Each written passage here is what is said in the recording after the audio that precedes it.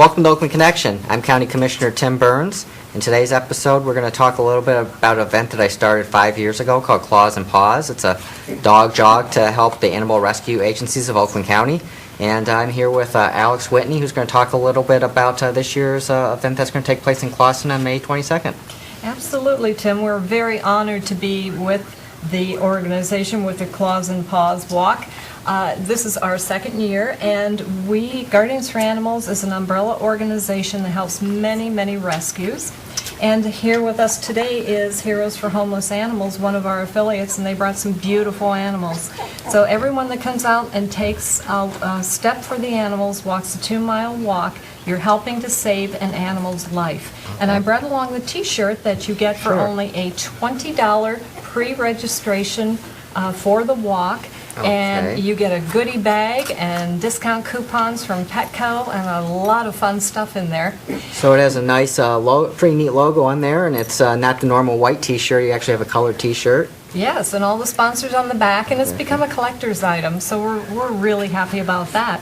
And that'll come included in your walk, and you can go to their website at ClawsandPaws2010, and you can pre-register for the walk to ensure you get a t-shirt. And that's $20 in advance. In advance, $25 at the day of the walk. And also we'll have available, this is what I call the life-saving t-shirt.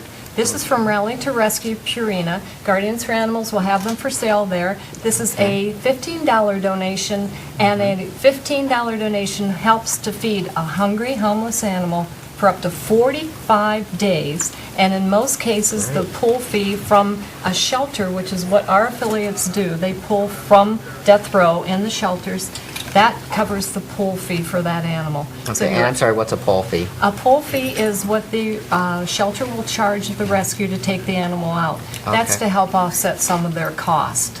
So we certainly think that's a great idea. And And there's another one too, so you can have your choice. And this is a donation that you can, these will be for sale at the event? At the event, right, for a $15 donation. That's a really neat shirt, and I see you have the different dogs in the heart shape here. Yes. Now, we were talking about the walk, but actually people can also even jog and run with their animals at this event too. They sure can, and we have all kinds of animals coming out. We even had an iguana last year. I don't think he made the 2-mile walk, but it was great fun. And our lead dog was Angel, who had only 3 legs, but she did a great job. And Michelle can tell us a little bit about who she has with us today. Right. And about Angel, because Angel was your... Angel was my dog last year. She was an abuse case. And we vowed that we would do the walk with her, and actually I ran the entire thing with her. Oh, wow. So we did that. Today with me I've got Paris, which is my dog. She's a service dog. She was brought into rescue when she was only 5 weeks old. And we have worked very hard on training.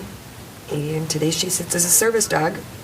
She didn't quite meet my qualifications for height to do all the service work, but she is going to continue with service and do therapy work in hospitals. And there's something really unique about her, isn't there? Yes, Paris is one of the first pit bull service dogs here in Michigan.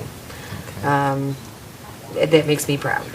Now, pit bulls often get a bad rap from people. They may think they're dangerous. Oftentimes you're seeing ordinances from city prohibiting them. Absolutely. Tell us a little bit about this situation. Pit bulls are all in how they're raised. Pit bulls were actually bred to be nanny dogs. People used to breed them to take care of their family and their kids. They're so loyal and so smart, that's why they fall into the wrong hands and people do the wrong things with them. If you take that 5 minutes a day and do some training with them, they will be just as loyal to your family. And you know, Tim, that holds true with a lot of different breeds and species. People have to do their homework. You cannot take on a macaw that will live to be 70, 75 years old. I have 2 parrots, Eclectus parrots. They're going to live to be 45. They're going to outlive me, I'm afraid. But you know, you have to do your homework. For example, this little girl I have on my lap, this is Cookie. Cookie came from Oakland County as well, did she not? That's correct. And she's shedding a little bit because she's quite nervous, but we figure a day without pet hair on our clothes is like a day without sunshine, so we're okay with that. Now, she's a year old. A lot of people want a cute, cuddly little kitten. Well, you know what?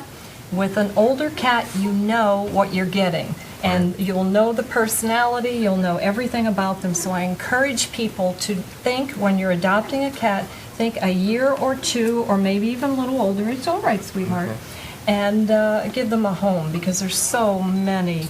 GFA last year, with all our affiliates, pulled over 3,200 animals just like these in a 100-mile radius.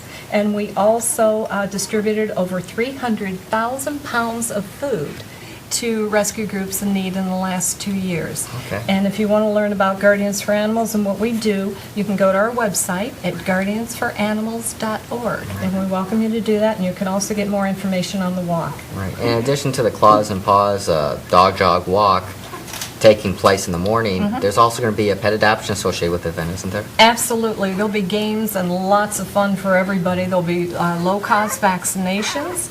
We'll have the rough troops coming out and doing a demonstration so everybody can see exactly what a well-trained dog can do, from a Chihuahua up to a German Shepherd, even a Pit Bull mix. Great. And we have somebody else here that's in the wings that's very, very special. Okay. Could you bring over our special guest? Here we go. Now, Michelle, you have over 25 Pit Bull mixed puppies. What happens is these guys came, this is one of a litter of 12, correct? Yes. And they came from a drug house, and often what is done, they breed them to fight them. This little guy will not have that problem. We will find a wonderful home, and they'll be ready for adoption at the walk. So we're really excited about that. You often hear of the people who they have their houses empty, they have too many animals. You know, what is a good number for most people to keep in mind when they want to adopt? Because you go to these adoptions, you see all these cute animals, and you want to make sure they have a good home, but you also want to be responsible when it comes to it, too. Right. Well, it depends upon the size of the house. There are a lot of people that just go a bit too far. It depends upon your house. I know people that have 3 and 4 dogs, and everybody gets along beautifully. They even have a couple of cats thrown in. But you can't do that in a 1 or 2 bedroom apartment, that's for sure. You have to be considerate of the amount of space. So whenever you want to take on an additional pet, I suggest you talk to the rescue. Make sure that, and this is the beautiful part about a rescue versus a shelter. The rescues know how the animals get along between dogs and cats and what have you, and they know the ins and outs of this animal. And that's really, really helpful. Other than that, I got a little cat here. Talk to your veterinarian, and he'll give you some guidance too. Okay. Also your city, to make sure your city ordinances. Yes, absolutely. Thank Okay. you, Michelle. Make sure your city ordinance allows the specific breed. Okay. And, you know, if someone's thinking of coming out to the pet adoption, or maybe even going out someplace to purchase an animal, what are some tips that they should think of before they bring that new pet home, so that they don't end up having to take them to a shelter or have them rescued later on? Well, all of our affiliates won't allow that to happen. They are thoroughly checked out, the potential adopters. They must have good relationships with their veterinarian. They must have adequate housing. The rescues will guide them. And if for any reason the animal does not work in the home, it goes back to the rescue so that we can keep them out of the shelters. Okay. So this event on Saturday, May 22nd, is going to be at Clawson City Park? Yes, absolutely. Okay. And I'm excited because in addition to the run and to the animal adoption and all the other activities, we're going to be having the Troy Police Department there, and they're going to have a demonstration with their canine unit. They sure are, and they're great fun. And they'll do some drug sniffing tests, and they're really, it's fun to watch. But we encourage everybody, whether you're not walking or not, to just come out and see us. We have the GFA game wheel, a $1 to spin the game wheel. You win a great prize, and a $1 feeds a homeless animal for up to 3 days. Okay. And we'll have vaccination clinics there too. So please, just come on out and join the fun and meet some of these wonderful animals. And again, for those people watching who may want to get more information about the event, what's the websites they should go to? They should go to ClawsandPaws2010.com. That'll give you complete information and show you how to pre-register for the walk. And our website for Guardians for Animals is guardiansforanimals.org. Okay. Well, thank you for partnering with us this year at the Claws and Paws and Oh, coming our on the pleasure. show and bringing some of these special guests with us for today's show. And appreciate your support, and we're looking forward to a good attendance at the event.